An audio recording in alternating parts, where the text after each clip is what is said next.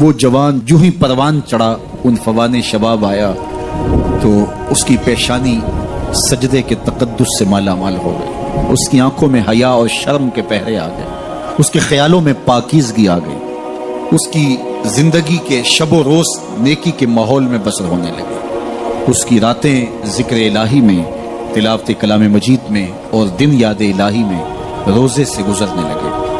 وہ جوان جس کی جوانی اللہ کی عبادت میں گزری، کہ جوانی اگر عبادت میں گزر گئی تو بڑھاپا تو پر نور ہے ہی ہے۔ سب سے مشکل مرحلہ زندگی کا جوانی کا ہے۔ شیطان زیادہ ورغلاتا ہے کسی شخص کو جب وہ جوانی کے مرحلوں سے گزر رہا ہوتا ہے۔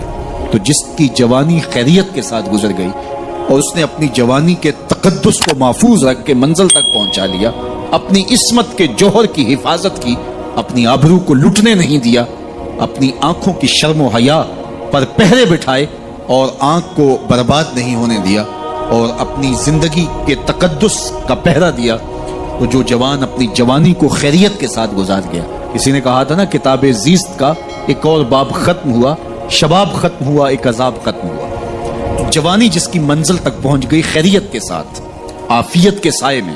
مشکل تو بڑا ہے جوانی کو منزل تک لے جانا، خیریت کے ساتھ، داغدار نہ ہونے دینا، جوانی کے تقدس کو رسوا نہ ہونے دینا، عصمت کے جوہر پہ کالک نہ لگنے دینا، خواہشات کو غالب نہ آنے دینا۔ آسان کام تو نہیں ہے، مشکل کام ہے، لیکن اگر کوئی مشکل کاٹ گیا، جوانی کے تھوڑے سے ایام میں گزار گیا۔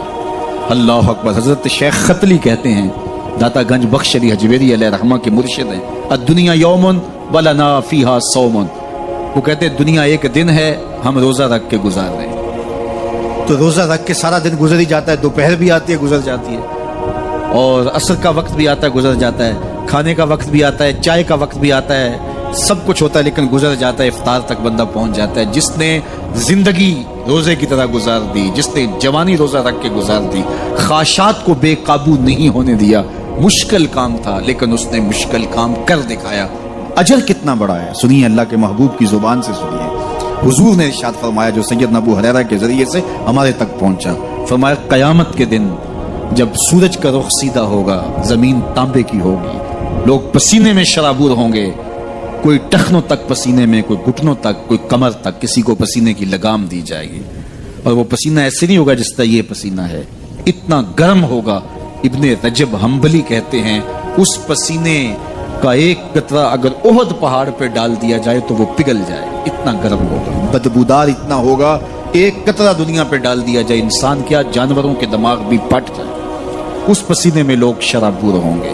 لیکن جس نے اپنی جوانی کو عافیت سے گزارا ہوگا، کل قیامت کے دن جب کوئی سایہ نہیں ہوگا، اللہ اس جوان پر اپنے عرش کا ٹھنڈا سایہ عطا فرمائے۔ وہ شخص جس کو کسی عورت نے دعوت گناہ دی اور وہ صاحب منصب تھی، صاحب جمال تھی، اور اس نے یہ کہہ کے یہ خواہش، یہ آرزو مسترد کر دی، انی خاف اللہ۔ اسی طرح کوئی عورت ہے تو اس نے اپنے تقدس کی حفاظت کی، اپنی آبرو پہ پہرا دیا اور کسی پیشکش کو ٹھکرا دیا، تو فرمایا قیامت کے دن جب کوئی سایہ نہیں ہوگا، اللہ اسے بھی اپنے عرش کا ٹھنڈا سایہ دے گا۔ کیسا سخت دن ہوگا، اور وہ کس اعزاز میں ہوگا، کس تکریم میں ہوگا۔ یہ تو 4 دن 10-20 سال ہیں، اور وہ 50,000 سال کا ایک دن۔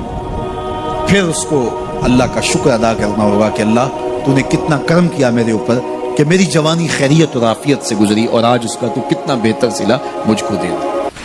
آج اللہ نے مجھے اور آپ کو فرصت دی ہے۔ یہ اٹھتے ہوئے جنازے، یہ پھیلی ہوئی قبریں، یہ ہم سے بچھڑتے ہوئے لوگ، یہ ہمارے لیے ایک پیغام ہے، ایک میسج ہے ہمارے نام، یہ ہمارے لیے عبرت ہے۔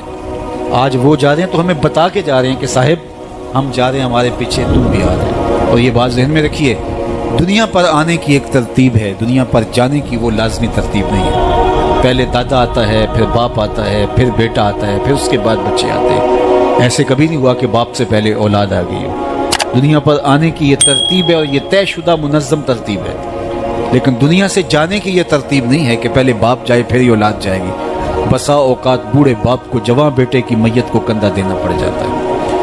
تو یہ دنیا سے کب کوئی جا سکتا ہے، مجھے اور آپ کو نہیں پتا۔ یہ امر مخفی رکھا گیا ہے اس لیے تاکہ ہم ہر لحظہ موت کے لیے تیار رہیں۔ موت کے لیے تیاری یہی ہے کہ ہم توبہ کی دہلیز پہ کھڑے رہیں، اپنے مالک کے حضور رجوع کرتے رہیں، اچھے اعمال کا ذخیرہ کریں، اور کسی کے حق ہمارے ذمے پر نہ ہو کہ ہم قیامت کے دن جو ہے وہ پچھتائیں۔ کسی نے اگر کسی کا حق غصب کیا صرف 3 پیسوں کے عوض کے اندر، قیامت کے اندر یہ کرنسی تو ہمارے ساتھ ہوگی نہیں، یہ تو ہم یہیں چھوڑ دیں گے، یہ مال، یہ دولت، یہ بینک بیلنس یہیں چھوڑ کے چلے جائیں گے، یہ تو کفن بھی میلا نہیں ہونے دیں گے کہ بانٹ لیں گے۔ جاندی واری ڈرونا بنے ہوتے ہاتھ نہ لاندے ڈر دے، جنہ لئی تو پاپ کمائے اج کتھے نہیں تیرے کر دے۔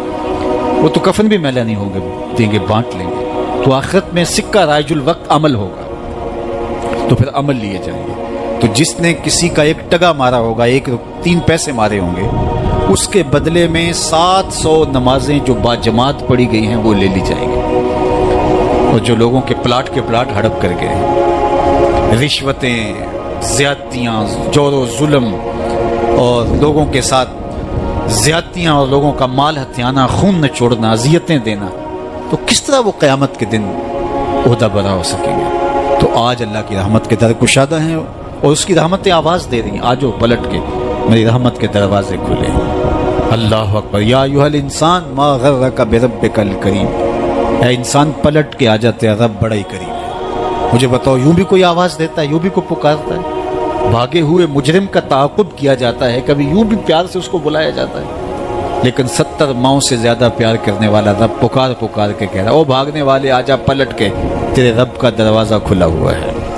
وہ یہ نہیں دیکھے گا تو نے جرم کتنے کیے، وہ یہ دیکھے گا تو پلٹ کے آئے گا، آ گیا، اور وہ تیرے گناہ نہیں دیکھے گا، تیرے آنے کو دیکھ کے تیرے گناہوں کو بدل کے نیکیوں میں تبدیل کر دے۔ جتنا بڑا گناہ گار ہے اتنا بڑا نیکوکار بن جائے۔ آ تو صحیح، آنا تو نے ہے ہی، پھر جو کفن میں منہ چھپا کے آتا پھرے گا، پھر جو تجھے لوگ اٹھا کے لائیں گے۔ اچھا نہیں ہے کہ اپنے قدموں سے خود ہی چل کے آ جا، آج کھلے منہ آ جا، اس کی رحمتیں تیرے استقبال کرنے کے لیے منتظر ہیں۔ آج وہ آواز دے کے کہہ رہا ہے، آجا میری رحمتیں تیری منتظر۔ ما غرک بربک الکریم، تجھے کریم رب سے کس نے مغرور کر دیا؟ تکبر میں، رعونت میں مبتلا ہو گیا، تو اپنے مالک کی دہلیز کو چھوڑ گیا۔ آجا پلٹ کے، وہ کریم تجھے بلا رہا ہے، اور دیکھ اس کا رشتہ کتنا گوڑا ہے۔ اللہ ذی خالق کا، اس نے تجھے پیدا کیا ہے، وہ تیرا خالق لگتا ہے۔ اللہ اکبر۔ یعنی وہ تجھے بلا رہا ہے جس کا تیرا رشتہ اتنا گہرا ہے کہ وہ تیرا خالق لگتا ہے۔ ماں کو جو اولاد سے پیار ہے، دنیا کے کسی ترازو پہ وہ پیار تولا جا سکتا ہے؟ ماں کی محبت کا کہیں وزن ہو سکتا ہے؟ آج کل یہ آپ کے بھی تھوڑا سا آگے گزریں تو اتنے بڑے ترازو گاڑ دیے گئے ہیں جہاں پورا کنٹینر تول لیا جاتا ہے۔ تو میں دوستوں کو کہتا ہوں کہ آج اتنے بڑے بڑے ترازو ایجاد ہو گئے ہیں کہ جہاں کنٹینر توڑ لیے جاتے ہیں، پہاڑ توڑ لیے جاتے ہیں آج جدید دنیا کے اندر، لیکن کوئی ترازو ایسا آج تک ایجاد نہیں ہوا جس پر ماں کے پیار کو بھی تولا جا سکے۔ اس کے سینے میں جو تڑپتی ہوئی ممتا رکھی گئی ہے، محبت کا جو جہاں آباد کر دیا گیا، الفتوں کی ایک کائنات ماں کے سینے میں رکھ دی گئی ہے، اس کا نعم البدل کیا بدل بھی موجود نہیں ہے۔ ماں جب بولتی ہے تو اس کے لہجے میں جبریل بولتا ہے، ماں جب مسکراتی ہے تو لگتا ہے جنت کی ساری کلیاں کھل اٹھی ہیں۔ وہ سینے میں درد، وہ درک، وہ محبت، وہ کائنات، وہ انوکھا پیار جو اولاد کے لیے رکھتی ہے، یہ اتنا پیار ماں کے سینے میں پیدا کیسے ہوا؟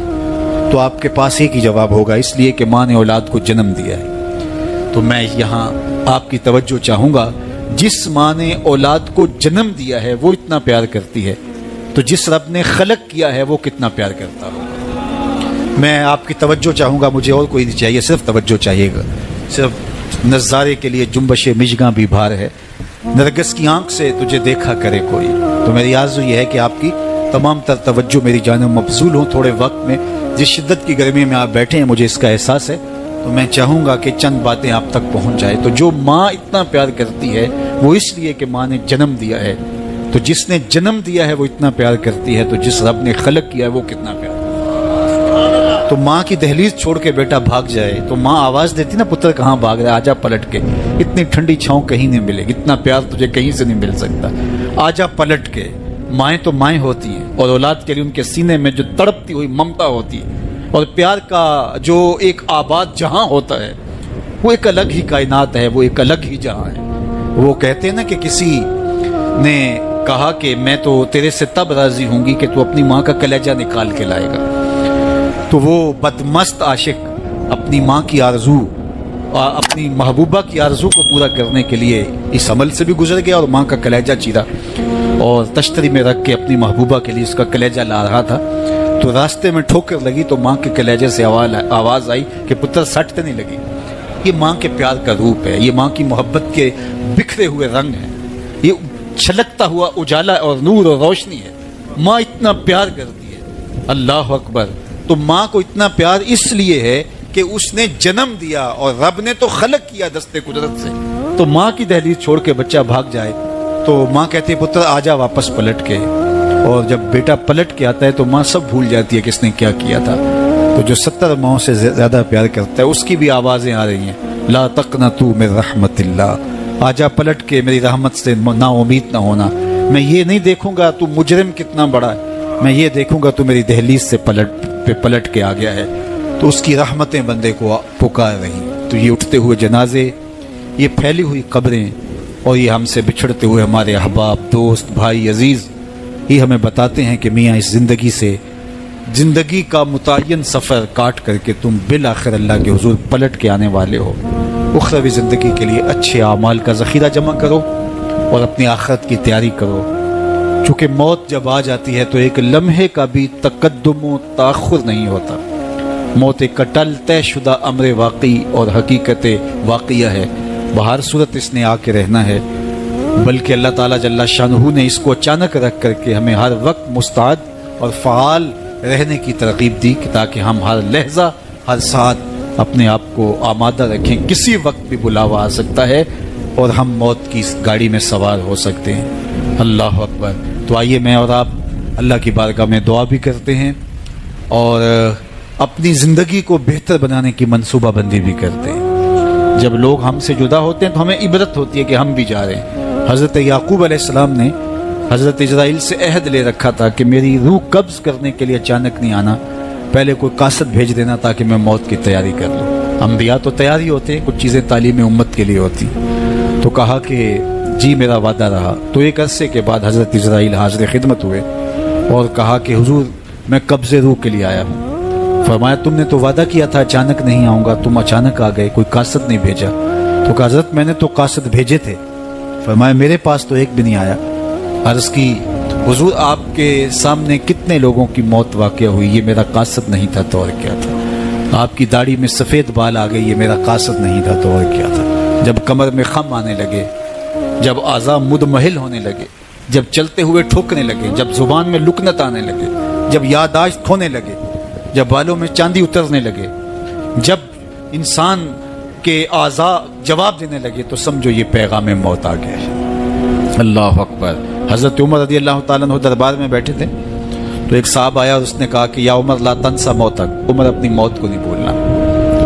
اور یوں کانپنے لگے حضرت عمر جیسے بیت کی شاخ کانپتی ہے. اور اسے کہا کہ روز آ کے مجھے تذکیر کر جایا کر. وہ روز آتا ہے, بھرے دربار میں کھڑا ہو کے کہتا ہے عمر اپنی موت کو نہیں بھولنا. ایک دن آیا, آپ نے اس کو کہا میاں آج کے بعد نہیں آنا. کوئی اور شخص آنے لگا, فرمایا نہیں. تذکیر موت کی ضرورت نہیں رہی, فرمایا نہیں. مجھ سے کوئی گستاخی ہوگی, فرمایا نہیں. تو پھر مجھے چھٹی کیوں دی جا رہی ہے. تو حضرت عمر روئے اور یوں داڑھی پہ ہاتھ رکھا اور ایک بال الگ کر کے کہا یہ دیکھ میری داڑھی میں سفید بال آ گیا, اب یہ مجھے چین سے نہیں بیٹھنے دے گا. ہماری تو پوری داڑھی بھی سفید ہو جائے نا. میاں صاحب نے کہا ہڈیاں کھڑکن, ہڈیاں کمبن گوڈے کھڑکن تے اڑ گیا لک تیرا, اجے بھی بدیوں باز نہ آئوں جیو مرد دلیرا, فما اصبرہم علی النار. اللہ قرآن میں فرماتا کتنا حوصلہ ہے لوگوں کا آگ پر, کتنی ڈٹائی کے ساتھ کہہ دیتے ہیں یہ جہاں مٹھا گلا کس نے ڈٹھا. قبرستانوں میں جا کے دیکھو کس نے دیکھا ہے آخر والا جہاں. حضرت سیدنا غوث اعظم الشیخ عبد القادر الجیلانی علیہ رحمہ و رضوان فرماتے جاؤ قبرستانوں میں جا کر دیکھو کیسے کیسے حسینوں کی مٹی خراب ہو رہی ہے. جو بدن پہ چٹکی مٹی نہیں پڑنے دیتے تھے آج ان کے کفن بھی تار تار ہو گئے. خیر کنے فلاں و غنیمت شمار عمر زاں بیشتر کے بانگ برایت کے فلاں نماز. تو نے بھی چلے جانا ہے, یہاں بیٹھ نہیں رہنا. یہ اٹھتے ہوئے جنازے تجھے عبرت دیتے ہیں, یہ پھیلی ہوئی قبریں تمہیں بتاتی ہیں کہ میاں تم بھی اسی مٹی کا رزق بننے والے ہو, تم ہی یہی چادر اوڑھ کے سونے والے ہو. تم دو لباس کے دو کپڑوں کے اندر, دو سفید چادروں کے اندر ملبوس. کہاں گئی وہ پوشاکیں, کہاں گئے وہ برانڈ, کہاں گئے وہ تمہارے قیمتی بیڈ, اور کہاں گئے اے سی لگے ماحول سے آراستہ کمرے. امیر ہے یا غریب ہے وہ 2 گز زمین, اور وہی مٹی کا اوڑھنا, مٹی کا بچھونا, وہی 2 گز کفن, وہی کل کائنات. اور وہاں جو کیے ہوئے عمل ہیں وہی سکہ رائج الوقت ہوگا. تو قبل اس سے کہ وہ وقت آ جائے اور پھر ہاتھ ملے، فلاں چیخ چیخ کے کہتا تھا مجھے اس کی بات سن لینی چاہیے تھی، فلاں پکار پکار کے کہتا تھا اس کی آواز پہ کان دھرنا چاہیے تھا، فلاں اٹھتا ہوا جنازہ مجھے عبرت دے دیتا، فلاں بندے نے مجھے یہ کہا تھا اس کی بات پہ کاش میں عمل کر لیا ہوتا. لیکن اس دن پچھتاوے سے کیا ہوگا؟ آج کا پچھتاوا کل کی بہتری کا ضامن ہو سکتا ہے، آج کا پچھتاوا زندگی بدل ہو سکتا ہے، آج کا پچھتاوا توبہ کا سبب و ذریعہ ہو سکتا ہے، آج کا پچھتاوا دل کے میل اتار سکتا ہے، اور کل کا پچھتاوا سوائے حسرت بڑھانے کے، سوائے دکھ بڑھانے کے، سوائے تکلیف میں اضافے کے اور کچھ نہیں ہوگا. اس لیے میں اور آپ اپنی زندگی کی منصوبہ بندی کریں. مجھے پتہ ہے میں کہاں کھڑا ہوں اور آپ کو بھی پتہ ہے کہ ہم کہاں کھڑے ہیں. آپ مجھے اچھا سمجھتے ہیں، یہ آپ کی مہربانی، لیکن مجھے تو پتہ ہے کہ اچھا ہوں یا نہیں. میں آپ کو اچھا سمجھتا ہوں لیکن آپ کو تو پتہ ہے کہ آپ کہاں کھڑے ہیں. اس لیے اپنے ضمیر میں جھانک کر کے دیکھیے، اپنے من میں اتر کر کے دیکھیے، اپنا محاسبہ کیجئے، اپنے اعمال کا تجزیہ کیجئے. جو نیکیاں کی ہیں اور جو برائیاں کی ہیں ان کا اندازہ کیجئے. جو برائیاں کی ہیں وہ تو کنفرم برائیاں ہیں، اور جو نیکیاں کی ہیں ذرا دیکھیے وہ نیکیاں ہیں یا ریا کے لیے کی ہیں، دکھلاوے کے لیے کی ہیں. نیکیاں کسی کو دکھلانے کے لیے کی ہیں، کس مقصد کے لیے نیکیاں کی ہیں؟ تھوڑی سی ریا بھی شرک بتائی گئی ہے. ساری محنت کہیں ضائع تو نہیں چلی گئی. ہمارے پاس ہے کیا؟ ہمارے دامن میں گناہ ہے تو لتھڑے بڑے ہم. سویر سے لے کر شام تک، چغلی غیبت سے لے کے بدکاریوں تک، نگاہوں کی بدکاریوں سے لے کر کے سوچوں کی بدکاریوں تک ہم کہاں کہاں پڑے رہتے ہیں. اور دوسری جانب ہمارے پلے میں نیکیاں کتنی ہیں ہمیں سارا پتہ ہے. ایک تو نامہ اعمال قیامت کے دن تولا جائے گا، ہم خود اپنے ضمیر کی عدالت میں ترازو گاڑ کے تولے. حضرت عمر فرمایا کرتے تھے حاسبو قبل ان تحاسبو، اس سے قبل کہ تمہارا حساب کیا جائے تم اپنا حساب پہلے ہی خود کر لو. کبھی آپ عمرے پہ جاتے ہیں یا بیرون ملک سفر کرتے ہیں تو وہاں سامان باندھ کر کے پہلے تول رہے ہوتے ہیں کہ ایئرپورٹ پہ پریشانی نہ ہو. حالانکہ ایئرپورٹ پہ اگر 2-4 کلو سامان بڑھ بھی گیا تو کوئی بات نہیں، 4 ریال دے کے آپ سامان لا سکتے ہیں. لیکن اس کے باوجود آپ وہاں کسی سے ترازو مانگ کے بار بار اپنے پیس تول رہے ہوتے ہیں کہ جناب ایئرپورٹ پہ جا کے پریشانی نہ ہو. تو اس دنیا پر بھی اعمال تول لو، کہیں نزا کے وقت پریشانی نہ ہو، کہ حشر کے وقت جب اعمال تلنے لگے تو وہاں پریشانی نہ ہو. تو یہ تھوڑا سا وقت ہے، یہ زندگی مختصر ہے اور ہم تیزی کے ساتھ موت کی طرف بڑھ رہے ہیں. حضرت سیدنا علی المرتضی رضی اللہ تعالیٰ عنہ فرماتے ہیں یہ تمہاری سانسیں جو ہیں یہ موت کی طرف اٹھتے ہوئے قدم ہیں. تم سمجھتے ہو ہم بڑے ہو رہے ہیں لیکن حقیقت میں تم چھوٹے ہو رہے ہو، چونکہ گنتی جب الٹی شروع ہو جائے تو کام جلدی 0 پر پہنچتا ہے. کبھی آپ اشارے پہ رکے ہوں تو 60 سے نیچے آ رہی ہو یا 70 سے یا 120 سے تو کام تو 0 پہ آ جاتا ہے، اور جب کام 0 پہ آ جاتا ہے تو پھر لال بتی جل جاتی ہے. اللہ اکبر. تو یہ تیزی کے ساتھ زندگی گزر رہی ہے اور ہم کوئی 60 سے نیچے آ رہا ہے، کوئی 55 سے نیچے آ رہا ہے، کوئی 50 سے نیچے آ رہا ہے، اور جب 0 تک آ جائیں گے پھر اس سے آگے تو کچھ بھی نہیں ہے. ایک روایت میں آتا ہے ان اللہ یحب الشاب التائب، اللہ تعالیٰ توبہ کرنے والے جوان کو پسند کرتا ہے، اس سے محبت کرتا ہے. تو وہ محبوب بارگاہ ہو جاتا ہے جو جوانی میں اللہ جل شانہ ہو کے حضور رجوع کرتا ہے. یا کسی نے کہا تھا در جوانی توبہ کردن شیوائے پیغمبری، وقت پیری گرگ ظالم می شود پرہیزگار. جوانی میں توبہ کرنا پیغمبروں کا شیوا ہے. جب بوڑھا ہو جائے، دانت ٹوٹ جائیں، پنجوں میں زور نہ رہے، تو بھیڑیا شکار چھوڑ کر کے شریف بن کے بیٹھ جائے، تو یہ تو اس کی مجبوری ہے. جوانی میں توبہ کرنا جب قوا مضبوط ہوں، جب شباب کی جولانیاں ہوں، جب آرزویں جواں ہوں، جب خواہشیں پگلی ہوں، اور پھر اس کے باوجود اپنی خواہشات کو کنٹرول میں رکھنا، اپنی آرزوؤں کو لگام ڈال دینا اور اپنی تمناؤں کو حصار میں رکھنا اور اللہ سے ڈر کے گناہوں کو چھوڑنا اور اس کے حضور سجدہ ریزیاں، اس کے حضور خشوع و خضوع کے ساتھ زندگی کے لمحات بسر کرنا، یہ خوش نصیب لوگوں کا مقسوم ہوتا ہے. تو وہ جوان جس کی جوانی یاد الہی میں گزری، جس کی جوانی ذکر الہی میں گزری، مصلی پہ گزری، تہجد کے لمحات میں وہ اٹھ کے اللہ کے حضور دعائیں کرتا رہا، التجائیں کرتا رہا، وہ جوان قیامت کے کڑکتے اس ماحول میں اللہ کے عرش کے ٹھنڈے سائے تلے ہوگا. تیسرا شخص جس کو اللہ تعالیٰ قیامت کے دن اپنے عرش کا ٹھنڈا سایہ عطا کرے گا، وَرَجُلٌ قَلْبُهُ مُعَلَّقٌ بِالْمَسَاجِدِ، وہ شخص جس کا دل مسجد کے ساتھ جڑا ہوا ہے، مسجد کے ساتھ لٹکا ہوا ہے، مسجد کی ملازمت مسجد کی حاضری، مسجد کی صفائی، مسجد کی ستھرائی، مسجد کی پاکیزگی کے لیے کوشش، مسجد کی تعمیر، مسجد کی تزئین اور مسجد کی آبادی کے لیے دن رات کوشاں رہا، ایک نماز کے بعد دوسری نماز کا انتظار کرتا ہے، تو یہ خوش نصیب وہ ہے جس کا دل جڑا ہوا ہے مسجد کے ساتھ۔ ایک جلیل القدر نام آپ نے سنا ہے، اور وہ ہے ربیع بن خثیم رضی اللہ تعالیٰ عنہ۔ انہیں حمامت المسجد کہا جاتا تھا، مسجد کا کبوتر۔ تو یہ کہا کرتے تھے اس قدر مسجد میں رہتے تو کہتے مجھے اچھا لگتا ہے کہ میں اللہ کے گھر میں رہوں۔ تو یہ فرمایا کرتے تھے کہ جس دن اذان ہو اور مجھے مسجد میں نہ پاؤ تو سمجھ لینا کہ میرا انتقال ہو گیا۔ یہ ہو نہیں سکتا کہ ندائے نماز ہو، اذان پکاری جائے اور مجھے آپ مسجد میں نہ دیکھو۔ تو مسجد کی حاضری یہ ان کا شعار حیات تھا، اس لیے ان کو حمامت المسجد، مسجد کا کبوتر کہا گیا۔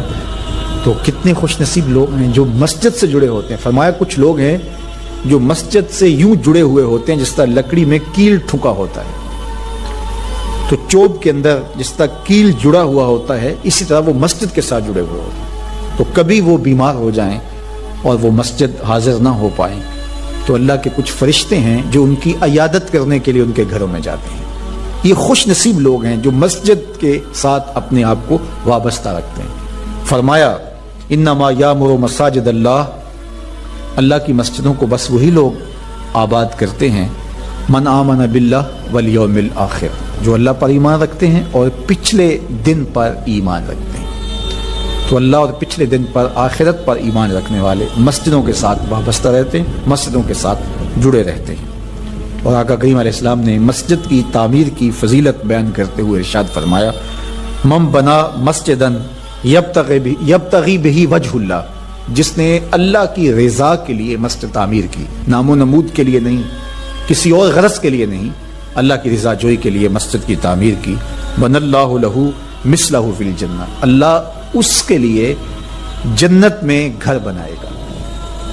تو یہ بلکہ پوری مسجد بھی نہیں، آدھی اینٹ کے برابر بھی اگر کسی نے مسجد کی تعمیر میں حصہ ڈالا تو ایک جانور کے گھونسلے کے برابر بھی کسی نے مسجد کی تعمیر کی تو اس کے لیے بھی یہ فضیلت بتائی گئی کہ جنت میں اس کو محل دیا جائے گا، قصر دیا جائے گا۔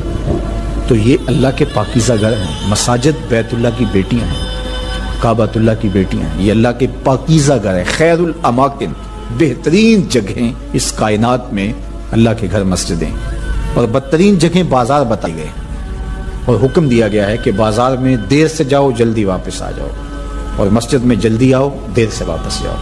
تمہارے جو لمحے اللہ کے گھر میں گزریں گے وہ عبادت میں گزریں گے، وہ ذکر و فکر میں گزریں گے۔ تمہارے اٹھنے والے وہ قدم جو مسجد کی طرف اٹھتے ہیں وہ قیامت کے دن ظلمت سے نجات کے ضامن ہوں گے، وہ چراغ بن کے تمہاری زندگی، آخرت کی زندگی کے اندر چراغاں کر دیں گے۔ تمہیں جنت کی طرف لے جانے والے وہ قدم ہیں جو مسجد کی طرف اٹھتے ہیں، مسجد کی طرف بڑھتے ہیں۔ تو اللہ کے پاکیزہ گھروں کی طرف ہمارا رب، ہمارے قلب کا تعلق، ہماری محبت کا رشتہ، یہ ہمارے دین کا تقاضا ہے۔ اللہ اور پچھلے دن پر، آخرت پر مضبوط عقیدہ مسجد سے ہمیں جوڑتا ہے۔ کبھی کسی مجبوری کی وجہ سے مسجد جانے سے قاصر ہوں، بیمار پڑ گئے ہیں، مسجد نہیں جا سکتے، یا حالات ایسے ہیں جس طرح آج کل کے حالات ہیں کہ مسجد میں جانا کسی وجہ سے موقوف ہو گیا، تو مومن اس پر خوشی محسوس نہیں کرے گا۔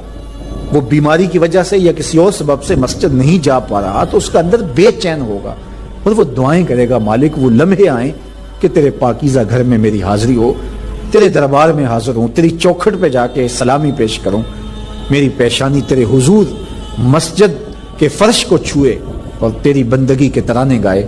تو وہ یہ آرزو کرے گا، اگرچہ شریعت اس کو رخصت بھی دیتی ہو لیکن پھر بھی اس کی تمنا تو ہوگی۔ وہ اس پر شکر نہیں بجا لائے گا، بغلے نہیں بجائے گا کہ چلو ایک بہانہ مل گیا، نہیں، بلکہ وہ اس پہ خوش نہیں ہوگا، الٹا اس کی طبیعت کے اندر ایک بے چینی اور اضطراب پیدا ہوگی، چونکہ وہ جڑا ہوا ہے، اس کا دل جڑا ہوا مسجد کے ساتھ۔ تو ایسا شخص جس کا دل مسجد کے ساتھ جڑا ہوا ہے، تو میرے اور آپ کے آقا مولا نے فرمایا قیامت کے دن جب کوئی سایہ نہیں ہوگا अल्लाह उसको अपने अर्श इज्तमा अलैहि व तफर्रका अलैहि। वो शख्स, वो दो अशखास जो मोहब्बत करते हैं तो अल्लाह के लिए, आपस में जब मिलते हैं तो अल्लाह के लिए, जुदा होते हैं तो अल्लाह के लिए, यानी उनकी मोहब्बत किसी दुनियावी मनफात के लिए नहीं, किसी जाती गरज के लिए नहीं, महज दोस्तियां पैदा हो जाती हैं और एक दूसरे को मिले बगैर तसीन नहीं होती, इसलिए नहीं, बल्कि उनकी दोस्ती महज अल्लाह की रज़ा के लिए, अल्लाह की खुशनुदी के लिए। अल हुब्बु लिल्लाह वल बुग़्ज़ु लिल्लाह, अल्लाह के लिए मोहब्बत, और जब बुग़्ज़ किसी से है, दुश्मनी किसी से है, तो वो भी अल्लाह के लिए। जिसमें तन्हाई में अल्लाह का जिक्र किया, अल्लाह को याद करने बैठ गया, कोई देखने वाला नहीं था, वो तन्हा था, हुजरे में था, अपने बंद कमरे में था, अपने रब को याद किया। अल्लाह की याद करते करते उसकी आंखों से आंसू टपकने लगे, उसकी आंखें आंसुओं का खिराज देने लगी। तो मेरे और आपके आका मौला ने फरमाया कि ये आंसू इतने कीमती हैं, इन आंसुओं के बदले में क़यामत के दिन उसे अर्श इलाही का साया नसीब होगा, अर्श इलाही का साया उसे नसीब होगा इन आंसुओं के बदले में। रूमी अलैहिर्रहमा फरमाते हैं, जहां पानी गिरता है वहां सब्जा उगता है, जहां आंसू गिरते हैं वहां रहमत उतरती है। तो इसलिए जो अल्लाह की याद में रोने का लुत्फ है और अल्लाह की याद में आंसू बहाने का अजर और सिला रखा गया है, ये गुनाहों को धो डालता है, ये अंदर की सफाई और सुथराई का सबब और जरिया है। मेरे और आपके आका मौला ने फरमाया, रातों की तन्हाइयों में उठ के कुरान पढ़ा करो और कुरान पढ़ते हुए रोया करो। फिर फरमाया फ़इल्लम तबकू फतबाकू, अगर रोना ना आए तो रोने की कोशिश किया करो। हजरत दाता गंज बख्श अली हजवेरी से एक मुरीद ने कहा, हजरत अगर रोने की कोशिश करें फिर भी रोना ना आए, फरमाया फिर अपने मुकद्दर पे रोया करो। तुम इतने संग दिल हो गए हो कि तुम्हारी आंखें आंसू का खिराज नहीं देती। जो रोना नहीं जानता वो अल्लाह की रहमतों को और अल्लाह की करम नवाजियों को कैसे समेट पाएगा। बच्चा रोता है तो माँ दूध देती है, जब बंदा अल्लाह की हुजूर इल्हाज़ारी करता है, इज्ज़ करता है, इनकिसारी करता है, तो अल्लाह की रहमतों को जोश आता है और अल्लाह ताला की रहमतें उस पर बरसती हैं और उसके न सिर्फ गुनाह माफ होते हैं बल्कि अल्लाह ताला उसके गुनाहों को बदल के नेकियों में तब्दील कर देता है। एक फकीर था, मलंग दरवेश, अल्लाह का बंदा, उसकी आदत ये थी कि अपने डेरे पे आने वालों को खिलाता, उनको पिलाता, उनकी ज़रूरियात का ख्याल रखता, लेकिन उनको माली आसूदियां नहीं थी। होता यह था कि बाज़ कात लोग आते तो उधार ले करके वो लोगों को खिला देता। खैर, चूंकि फकीर का मिजाज ये होता है कि लोग आए उसके डेरे से खाएं। बाबा बुल्ले शाह ने भी कहा था ना, इट खड़क के दुक्कड़ बज्जे तत्ता होवे चुल्ला, आन फकीर खाखा जावन राजी होवे बुल्ला। ये फकीरों का मिजाज है। तो जो भी आता उसके डेरे से खाता और वो उधार उठा उठा के लोगों की ज़रूरियात को पूरा करते रहते। वक्त आखिर आ गया, जिन लोगों ने उधार दिया था वो सारे तकाजा करने आ गए। अब बाबा जी को क्या फिक्र लाहिक है कि ये मेरे मेहमान है और मैं इनको कुछ पेश करने की सलाहियत नहीं रखता। एक बच्चा था, वो कुछ सामान बेच रहा था, पतीसा बेच रहा था या कोई और चीज बेच रहा था। उसने गली से गुजरते हुए आवाज लगाई, खादम को कहा से बुला के लाओ। कहा तुम बेच रहे हो तो मेरे मेहमानों को खिला दो। बच्चा बड़ा खुश हुआ कि मैं सारा दिन गलियों में घूम के ये पतीसा बेचना था, अब ये एक जगह ही सारा फरोख्त हो गया तो ये तो मौज लग गई, मैं जल्दी घर चला जाऊंगा, मेरी माँ खुश होगी। तो सारा उन मेहमानों को खिला दिया गया और उसके बाद कहा बाबा जी पैसे। कहा तुम बैठ जाओ, जब इनको मिलेंगे तो तुझे भी मिल जाएंगे। तो बैठ गया, 2 4 10 मिनट बैठा तो बच्चा था, फिर खड़ा हो गया, बाबा जी पैसे। कहा जब इनको मिलेंगे तो तुझे भी मिल जाएंगे। फिर आधा घंटा गुजरा तो फिर उसने कहा बाबा जी पैसे, मेरी माँ मेरा इंतजार कर रही है, हमारे घर का चूल्हा इसी से जलता है, मैं ये पैसे लेकर जाऊंगा और मेरी माँ कोई हंडिया खरीदेगी और हम शाम का घर का कोई सिलसिला करेंगे।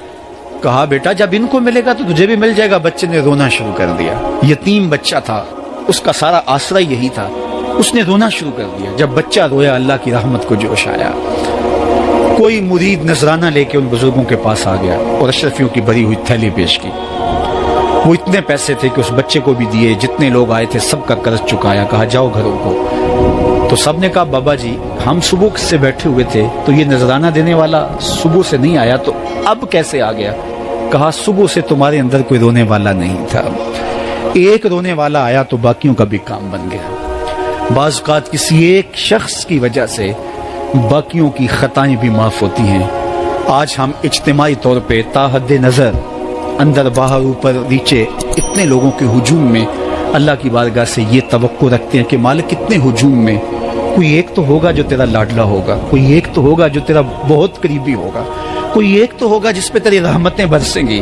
تو مالک اس کے صدقے سے ہماری خطائیں بھی معاف کر دے، ہمارے گناہ بھی معاف کر دے۔ کوئی ایک رونے والی آنکھ مل گئی تو باقیوں کا بھی کام بن جائے گا۔ اٹھ فریدا ستیا تے میلہ ویکھن جا، وت کوئی بخشیا مل جاوے تے تم ہی بخشیا جا۔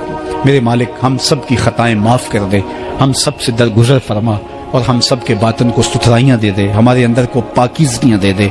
بہت وقت میں نے اور آپ نے صاحب گزار لیا، تیزی کے ساتھ زندگی بیت رہی ہے۔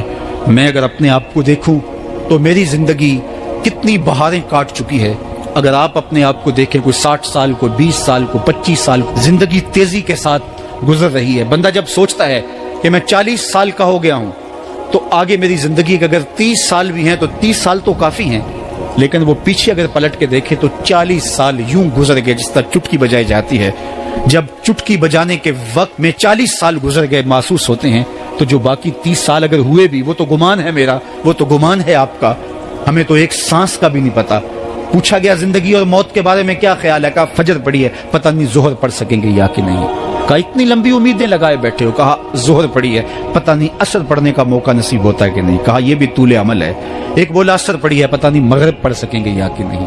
کسی نے کہا ایک رکعت پڑی ہے، پتہ نہیں دوسری رکعت بھی پڑھنا نصیب ہوتی ہے یا نہیں۔ کہا یہ سب تمہارے منہوں کی باتیں ہیں، میں تو کہتا ہوں ایک طرف سلام پھیرا ہے، پتہ نہیں دوسری طرف سلام بھی پھیر سکیں گے یا کہ نہیں۔ کیا موت اتنی قریب نہیں ہے؟ ہم نے اپنی آنکھوں کے سامنے لوگوں کو جدا ہوتے یوں نہیں دیکھا ہے؟ ہم کہتے ہیں اس کی خبر سنا رہے ہو موت کی، یہ تو میں نے ابھی سبزی والی دکان پہ دیکھا تھا۔ لیکن جب موت آتی ہے تو ایک لمحے کا تقدم اور تاخر نہیں ہوتا۔ تو صاحب آئیے اپنی زندگی کو اللہ اور اس کے رسول کی راہوں پہ ڈالیں۔ آج وقت ہے، آج موقع ہے، آج توبہ کا دروازہ کھلا ہے، کل سب کچھ نہیں ہوگا۔ آج اس کی رحمتیں آواز دے رہی ہیں، آج وقت ہے، وقت پر کافی ہے ایک قطرہ بھی آب خوش ہنگام کا، جل گیا جب کھیت برسا می تو پھر کس کام کا۔ اب آئیے سنیے، اس کائنات کے اندر ہمیں وہ خواتین ملیں گی جو پردے کے پیچھے تھی، لیکن پردے کے سامنے ماں نہیں آئی، عبد القادر جیلانی آئے۔ ماں پردے کے پیچھے تھی، پردے کے سامنے فرید الدین گنج شکر آئے۔ ماں پردے کے پیچھے تھی، مہر و ماں نے بھی آنچل نہیں دیکھا، لیکن پردے کے سامنے کربلا میں حسین ابن علی آئے۔ تو یہ پردے کے سامنے آئے، وہ پردے کے پیچھے تھی۔ تو جب مائیں پردے کے پیچھے ہوں تو پھر بیٹے جو ہیں وہ پردے کے سامنے آ کے وہ نقش ثبت کرتے ہیں کہ جو لوگوں کے زندگی کے نقوش کو جو ہے وہ اجال دیتے ہیں اور تقدیر بدل دیتے ہیں۔ تو اس لیے ماؤں کی ذمہ داریاں گھر سنبھالنا ہے۔